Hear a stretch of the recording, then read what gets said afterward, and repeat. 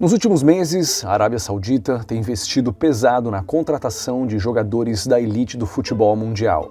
E sim, estamos falando de investimentos de peso. Apenas para contratar o grande astro Cristiano Ronaldo, o país árabe vai desembolsar 400 milhões de euros. Além do português, outros craques como Neymar e Benzema também foram levados para a Arábia Saudita para receber salários astronômicos e terem verdadeiras vidas de rei. Por essas e outras contratações, o campeonato saudita de futebol já é o mais caro do mundo. E os investimentos não param no futebol. Diversos outros esportes têm se tornado alvo dos sheiks do petróleo. Golfe, automobilismo e, mais recentemente, o MMA tem atraído a atenção da Arábia Saudita. Muitos diriam que tudo isso é apenas uma tentativa do país de melhorar sua imagem frente à comunidade internacional. Afinal, convenhamos, a Arábia Saudita não é uma democracia. Mas, afinal de contas, por que os sauditas estão investindo tanto dinheiro nos esportes? Quais são os planos da Arábia Saudita e como tal investimento afetaria sua economia e influência geopolítica? Como vivem o Neymar e o Cristiano Ronaldo na Arábia Saudita? Descubra tudo isso e mais aqui neste vídeo. Pessoal, antes de continuar, uma palavrinha rápida do nosso patrocinador de hoje, a clínica THT de transplante capilar do Dr. Álvaro Fortes em São Paulo. Eu mesmo fui paciente do Dr. Álvaro Fortes quando eu fiz o meu transplante capilar em 2021. Sim, quem me acompanha há algum tempo sabe que eu estava perdendo os cabelos. Alguns homens até ficam bem carecas, mas eu não sou um deles. Ao invés de ficar bonito igual ao Jason Statham, eu estava ficando feio igual ao Brendan Fraser nessa foto. Foi então que eu resolvi fazer um transplante capilar.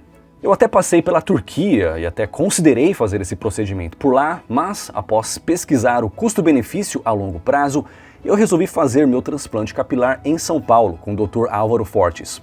E sim, há procedimentos para mulheres também, afinal, não são só os homens que sofrem de queda de cabelo. Fale com a equipe do Dr. Álvaro Fortes pelo WhatsApp agora mesmo. Eu vou deixar um link aqui embaixo. Avise que você está vindo do canal Rafael Scapella para ganhar 15% de desconto. E agora, de volta ao vídeo. Desafios. A Arábia Saudita é mundialmente conhecida por suas imensas reservas de petróleo e por explorá-las de uma forma muito eficiente. O país possui 16% das reservas de petróleo do mundo. Essas reservas não são maiores que as da Venezuela, porém, o petróleo saudita é de qualidade muito superior. Portanto, a Arábia Saudita é de fato o mais importante exportador do produto no mundo.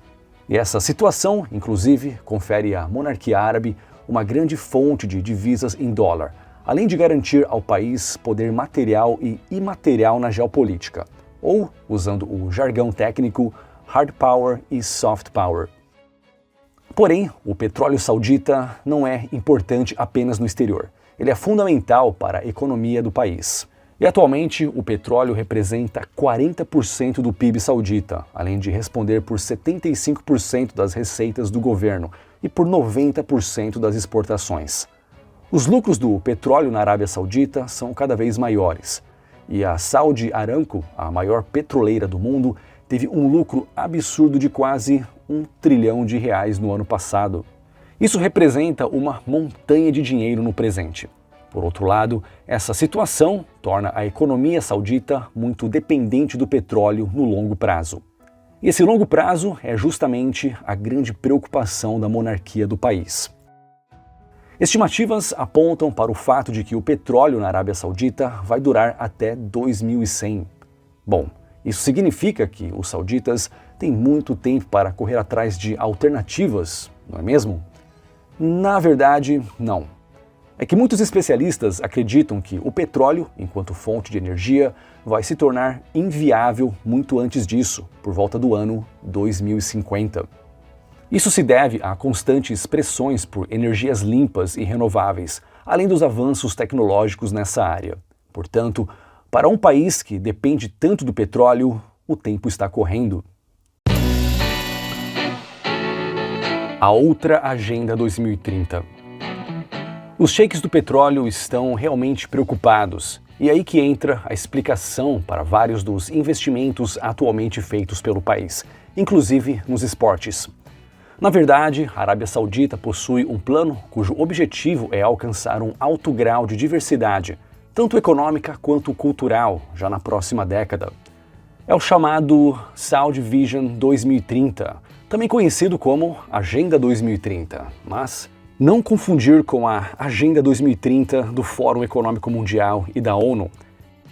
Eu já fiz um vídeo aqui no canal sobre essa outra agenda, mas não se preocupem, a Agenda 2030 dos árabes é bem mais legal. Esse ambicioso plano envolve grandes projetos de engenharia que possuem como objetivo desenvolver o turismo no país e transformar algumas de suas regiões em hubs comerciais de abrangência mundial. Um dos mais famosos desses projetos é a cidade futurista Neom, que promete abrigar milhões de pessoas com baixa emissão de gases poluentes. Por exemplo, uma delas será uma cidade flutuante nas águas do Mar Vermelho, enquanto outra será uma cidade totalmente verticalizada. Há também um grande interesse saudita na consolidação do país no cenário econômico mundial. A localização privilegiada da Arábia Saudita, próxima do Canal de Suez, traz a possibilidade que, em algum momento, ela se torne o principal entreposto comercial do Oriente Médio.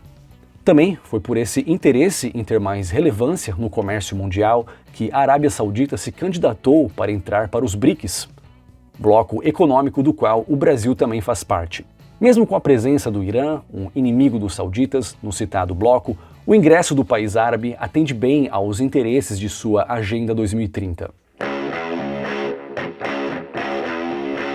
Futebol. Mas o grande foco do investimento saudita é, realmente, o setor do entretenimento e do turismo. E para isso, o futebol é de extrema importância. Para os sauditas, o futebol é o maior show do mundo. E provavelmente eles estão certos, uma vez que esse é o esporte que mais gera receitas na atualidade. Tornar o futebol saudita extremamente competitivo é o primeiro passo para criar no país uma competição nos níveis das Premier Leagues europeias. E é por isso que os sheiks têm despejado rios de dinheiro nesse setor, na intenção de trazer o melhor do futebol mundial para a Arábia Saudita. Na verdade, os 4 maiores times do país foram adquiridos pelo Investment Public Fund Saudita, ou Público de Investimento Saudita, o que implica dizer que eles, oficialmente, pertencem ao Estado. Agora, os clubes passaram a contratar grandes craques do futebol mundial para integrar suas equipes. Pois é, times de futebol sendo estatizados. Alguns libertários vão pirar nos comentários. O grande objetivo da monarquia saudita é ter os 100 melhores jogadores do mundo em sua Superliga nos próximos 5 anos. Atualmente, o campeonato já reúne 30 jogadores que valem mais de 10 milhões de euros cada. Além dos já citados Cristiano Ronaldo, Benzema e Neymar, que representam os maiores investimentos, vários outros jogadores de renome foram trazidos para o país nos últimos 3 meses. Apenas nesse período, a Arábia Saudita gastou mais de 800 milhões de dólares com a contratação de jogadores de ponta. A estratégia saudita consiste, em primeiro lugar, em trazer os maiores craques do mundo para sua liga de futebol. Porém, outros jogadores menos badalados também entraram no radar dos sheiks. Alguns nomes bastante conhecidos, mas que não estão no auge de sua carreira, também recebem propostas generosas dos sauditas.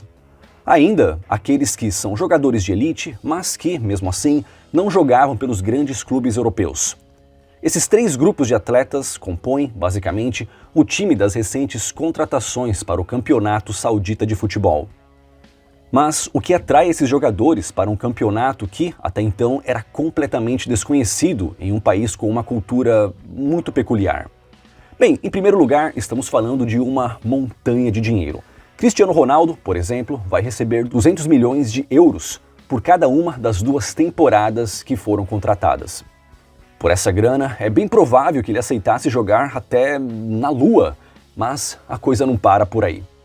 Os grandes jogadores levam verdadeiras vidas de reis na Arábia Saudita. Veja, por exemplo, o caso do Neymar. Seu contra-cheque será um pouco menor que o de Cristiano Ronaldo. Ainda assim, os 160 milhões de euros que ele vai receber por temporada não são nada desprezíveis. Mas esse é apenas o começo dos mimos que o menino Ney vai receber. O brasileiro vai ganhar também uma luxuosa mansão com apenas 25 quartos, contando também com uma piscina de apenas 400 metros quadrados. Para atender às demandas de Neymar, essa mansão terá 5 funcionários em tempo integral, além de terem sido disponibilizados 3 carros de luxo para o jogador. Não que ele precise dirigir, também foi colocado um motorista à sua disposição, 24 horas por dia, 7 dias por semana. Isso, é claro, quando ele não quiser utilizar o seu jatinho particular, também pago pelos árabes. Embora receba um salário astronômico de R$18 por segundo, Neymar não precisa se preocupar com os gastos em suas festinhas. É que todas as suas despesas durante seus dias de folga serão pagas pelo clube. Além disso, no cardápio de Neymar e de seus familiares e amigos, não poderá faltar açaí e guaraná, para o pessoal não sentir tanta falta do Brasil. Por fim, saiba que Neymar vai ganhar dinheiro até para usar suas redes sociais. Cada postagem que o craque fizer, promovendo a Arábia Saudita, lhe renderá mais de R$2 milhões. E é nesse ponto que reside a principal explicação para toda essa vida de nababo que é oferecida aos craques do futebol. Não é pura generosidade dos sauditas.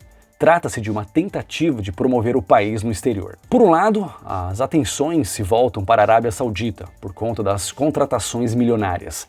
Por outro lado, as atenções se mantêm no país árabe através das constantes postagens nas redes sociais dos jogadores que, além de atletas, também são grandes celebridades. Toda essa atenção, gerada pelos enormes investimentos feitos pelos sheiks no esporte do país, não tem apenas o objetivo de criar um interesse internacional pela Arábia Saudita. Muitos alegam que os árabes estão adotando a citada estratégia de sports washing, ou seja, o uso de esportes e da imagem de grandes atletas para criar uma percepção mais positiva sobre o país. Essa estratégia já foi usada no passado por países como a Austrália, quando usou a Copa do Mundo Feminina deste ano para tirar o foco do problema com os aborígenes. E também o Catar, que sediou a última Copa do Mundo masculina, e que o Catar é um país acusado de não levar tão a sério os direitos humanos. No caso da Arábia Saudita, essa tentativa parece fazer ainda mais sentido. A ONU acusa o país de desrespeitar os direitos humanos, o que em parte se deve ao fato de como os sauditas tratam os criminosos.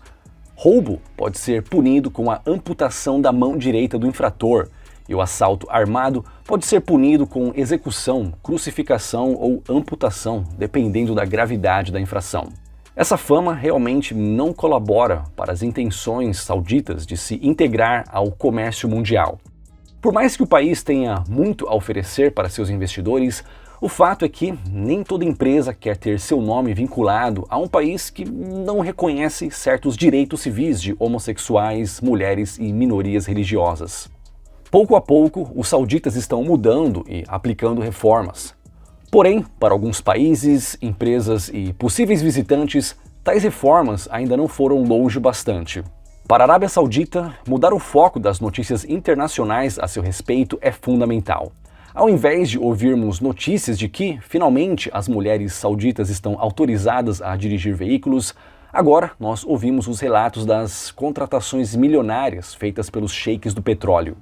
Ainda é muito cedo para afirmar o sucesso ou fracasso dessa estratégia. No passado, a própria China iniciou um projeto para transformar o país em uma potência do futebol mundial. Poucos anos e bilhões de dólares depois, a coisa toda se mostrou um completo fiasco. Porém, o caso saudita é diferente do exemplo chinês em muitos aspectos, que vão desde a participação do governo nos investimentos até mesmo a não aceitação de valores ocidentais por parte dos chineses. Portanto, não é possível comparar uma experiência com a outra. De qualquer forma, podemos nos perguntar: será que o Brasil, o eterno país do futebol, não poderia se inspirar no exemplo saudita para se tornar mais uma grande referência no esporte? É curioso perceber como, mesmo sendo um verdadeiro celeiro de talentos do futebol, o Brasil é incapaz de transformar seus campeonatos em máquinas de gerar dinheiro, como os europeus sempre fizeram. O amadorismo com que o esporte é tratado no Brasil, infelizmente se reflete num enorme desperdício de talento e de oportunidades no país do futebol. O Brasil acaba jogando fora sua chance de se tornar uma referência no esporte, de aumentar o potencial de seu setor turístico e de se integrar mais e melhor no cenário mundial. Aqui estão 2 vídeos relacionados.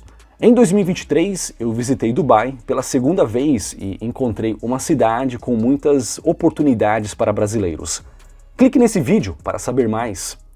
Ou então, veja esse outro vídeo aqui sobre El Salvador.